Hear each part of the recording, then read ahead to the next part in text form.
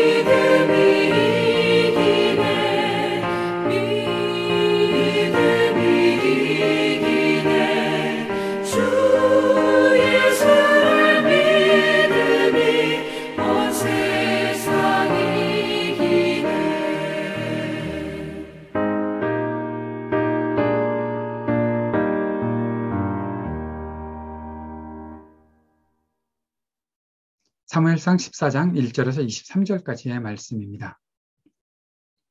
하루는 사울의 아들 요나단이 자기의 무기를 든 소년에게 이르되 우리가 건너편 블레셋 사람들의 부대로 건너가자 하고 그의 아버지에게는 아뢰지 아니하였더라. 사울이 기브와 변두리 미그론에 있는 석류나무 아래에 머물렀고 함께한 백성은 600명 가량이며 아이야는 에봇을 입고 거기 있었으니 그는 이가봇의 형제 아이두베 아들이요 비느하스의 손자요 실로에서 여호와의 제사장이 되었던 엘리의 증손이었더라. 백성은 요나단이 간 줄을 알지 못하니라. 요나단이 블레셋 사람들에게로 건너가려 하는 어귀 사이 이쪽에는 험한 바위가 있고 저쪽에도 험한 바위가 있는데 하나의 이름은 보세스요 하나의 이름은 세네라. 한 바위는 북쪽에서 믹마스 앞에 일어섰고 하나는 남쪽에서 게바 앞에 일어섰더라. 요나단이 자기의 무기를 든 소년에게 이르되 우리가 이 할례받지 않은 자들에게로 건너가자. 여호와께서 우리를 위하여 일하실까 하노라. 여호와의 구원은 사람이 많고 적음에 달리지 아니하였느니라. 무기를 든 자가 그에게 이르되 당신의 마음에 있는 대로 다 행하여 앞서 가소서. 내가 당신과 마음을 같이하여 따르리이다. 요나단이 이르되 보라 우리가 그 사람들에게로 건너가서 그들에게 보이리니 그들이 만일 우리에게 이르기를 우리가 너희에게로 가기를 기다리라 하면 우리는 우리가 있는 곳에 가만히 서서 그들에게로 올라가지 말 것이요.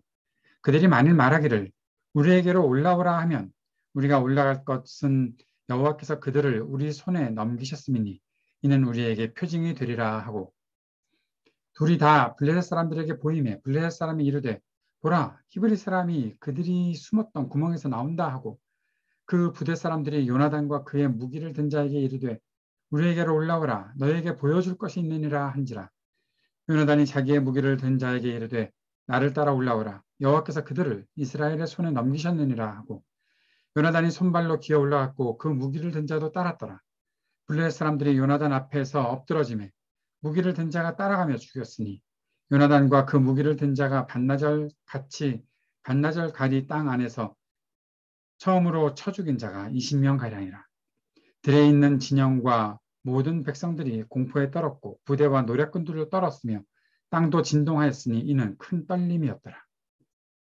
베냐민 기브아에 있는 사울의 파수꾼이 바라본즉 허다한 블레셋 사람들이 무너져 이리저리 흩어지더라. 사울이 자기와 함께한 백성에게 이르되 우리에게서 누가 나갔는지 점호하여 보라 하여 점호한즉 요나단과 그의 무기를 든 자가 없어졌더라. 사울이 아히야에게 이르되 하나님의 교회를 이리로 가져오라 하니 그때 하나님의 교회가 이스라엘 자손과 함께 있음이니라.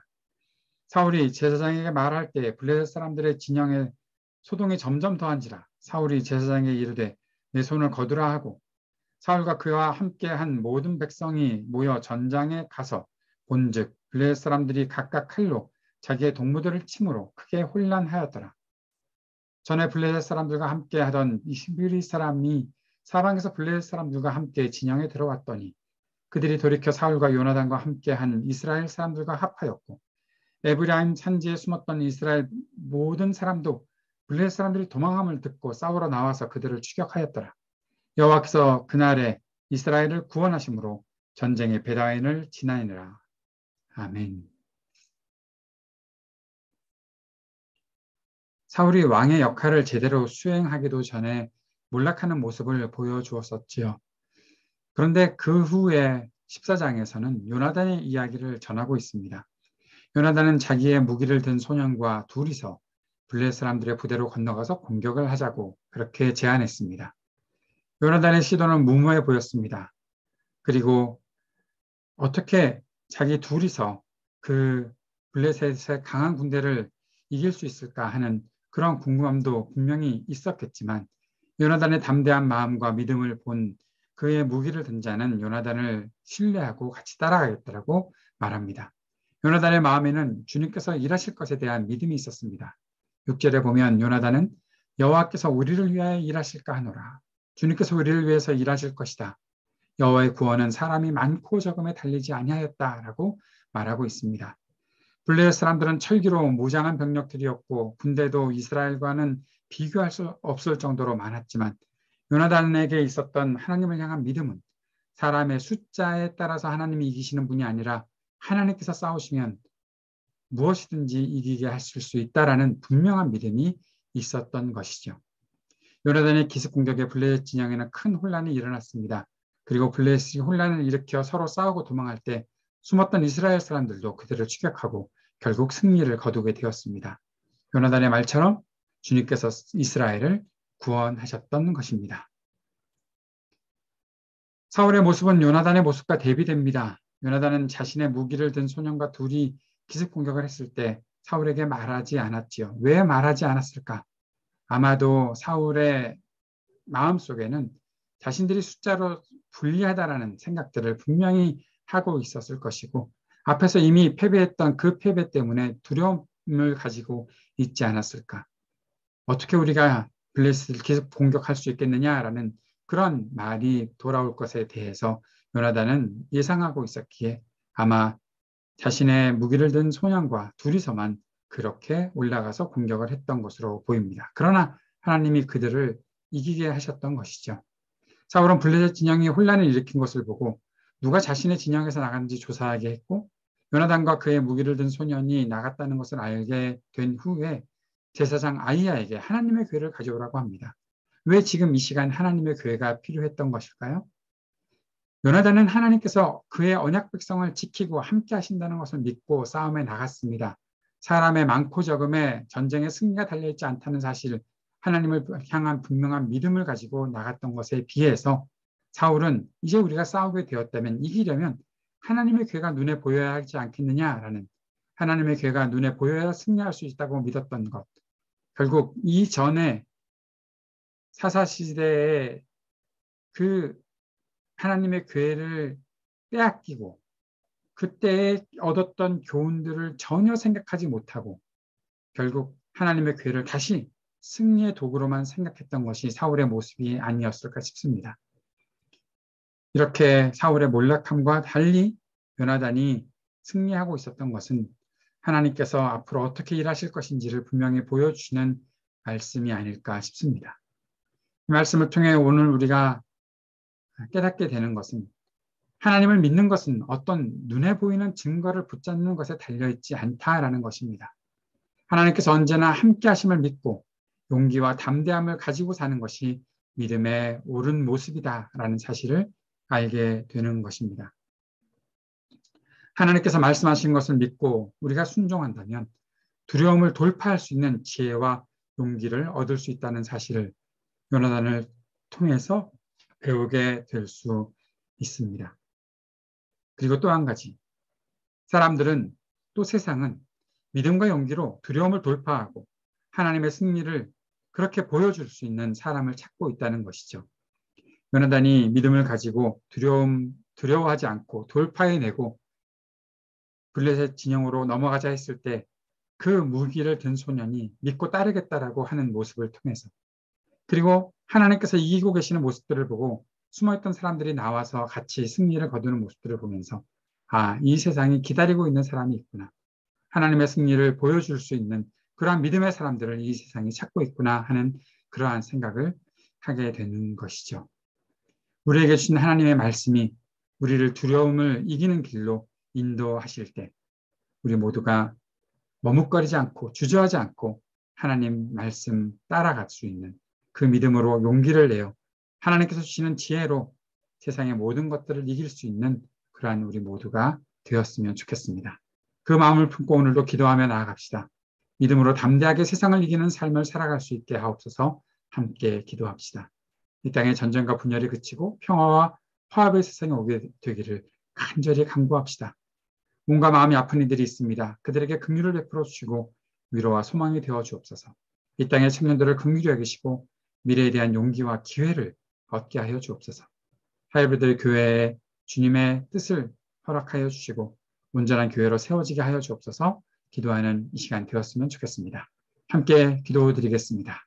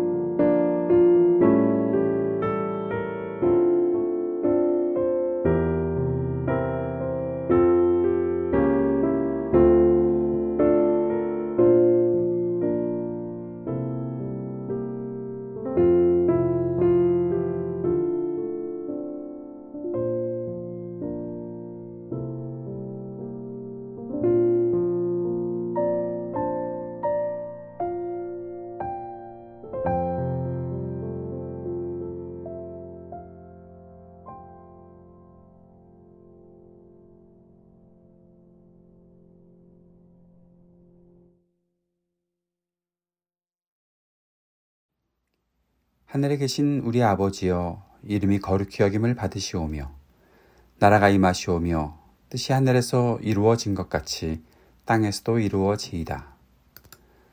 오늘 우리에게 일용할 양식을 주시옵고 우리가 우리에게 죄 지은 자를 사하여 준 것 같이 우리의 죄를 사하여 주시옵고 우리를 시험에 들게 하지 마시옵고 다만 악에서 구하시옵소서.